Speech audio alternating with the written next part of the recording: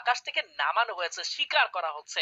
নাম রাখা যেতে পারতো সিয়াম ভাই দলের কোনো একজন প্লেয়ারের, আমি পাখি শিকারী। তবে কিন্তু পাখিকে মারলে একটা ভালোই কমপ্লিমেন্ট পেতে পারতেন তিনি। এবার মিস্টার ট্রিপল আর এর সঙ্গে ফাইট হবে বানি ট্রিপল ফোর দের ফাইটটা কিন্তু খুবই খুবই খুবই গুরুত্বপূর্ণ একটি ফাইট। এখান থেকে কিন্তু আসলে অস্তিত্বের লড়াই আবারও তৈরি হবে। ভোল্ট মেকারের ব্যবহারটা দুটো দলের জন্যই মাথা ব্যথার কারণ হতে পারে। ট্রেবল মার্টিয়াল গুলো চার্জ হতে পারে এই মুহূর্তে, বেশ কিছু ট্রেবল চার্জ করা হয়েছে। এন্ড সেই সাথে কিন্তু এই ফাইটে শুরু করেছেন মিস্টার ট্রিপল আররা ভোল্ট মেকার থেকে তাদের এই ফাইট স্টার্ট। লিড এন্টার করবেন, ক্লোজে ঢুকে পড়েছেন, ট্রোগার চার্জ করতে চান, কুটুস এখান থেকে ম্যাক্স 7 এর শট পেয়েছে, কানেকশন নক হয়েছে বানি ট্রিপল ফোর।